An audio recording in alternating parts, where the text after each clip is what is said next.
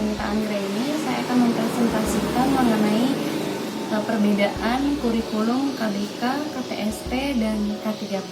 Presentasi kali ini untuk memenuhi tugas mata kuliah kurikulum dan inovasi pendidikan IPS. Nah, karena saat ini sedang wabah pandemi corona, maka presentasi saya tidak bisa dilakukan dengan cara yang biasanya. Maka dari itu, presentasi saya dilakukan secara online dengan 3 audio. Baik, untuk memulai presentasi ini, saya akan memberitahukan bahwa fokus bahasannya adalah pada jenjang SD kelas 4. Ada beberapa hal yang akan saya bahas pada hari ini. Yang pertama, saya akan menganalisis ketiga kurikulum itu dalam 6 hal.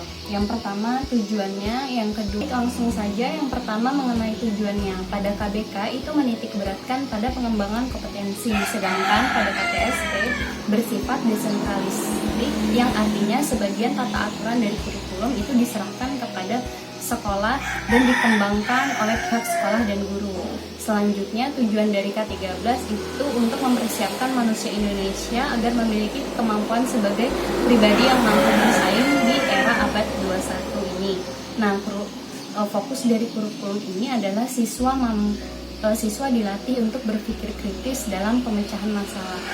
Ada 4 kompetensi inti pada K13. Yang pertama itu KI 1 mengenai kompetensi spiritual, KI 2 itu mengenai kompetensi sosial, KI 3 itu mengenai kompetensi pengetahuan, dan yang keempat mengenai keterampilan.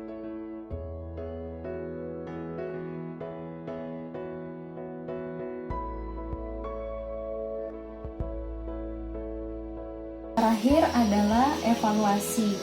Evaluasi K13 penilaiannya semakin beragam. Selain ada tes tertulis, ada juga portofolio, penilaian presentasi, penilaian diskusi, penilaian unit kerja, dan lain sebagainya. Demikian tadi presentasi dari saya. Apabila ada yang kurang jelas, silahkan ditanyakan. Baiklah, terima kasih. Nama saya Hidayatun-Nisa. Dari presentasi Anda tadi, ada pernyataan yang mengatakan bahwa kurikulum itu selalu berubah-ubah.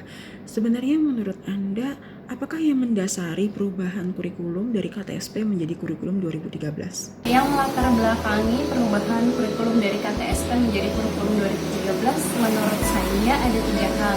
Yang pertama, itu tuntutan kemajuan di bidang ilmu pengetahuan dan teknologi, termasuk teknologi informasi dan komunikasi atau TIK. Jadi perubahan kurikulum ini dilakukan untuk menjawab tantangan zaman yang terus berubah sehingga peserta didik itu dapat bersaing di masa depan. Itu yang pertama.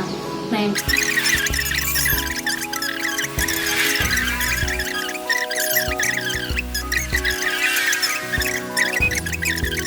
Halo, saya Melin. Pertanyaan saya adalah, menurut pengamatan Anda, apa kelebihan dan kekurangan kurikulum 2013 yang telah diterapkan di daerah Anda hingga pada saat ini?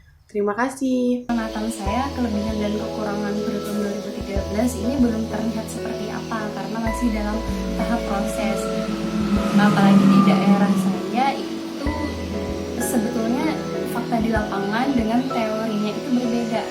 Karena secara teoritis K13 itu menjadikan siswa dan gurunya semakin aktif, tapi di lapangan kan belum tentu seperti itu.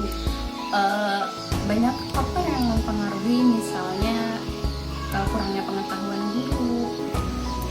Baik, demikian tadi presentasi dari saya.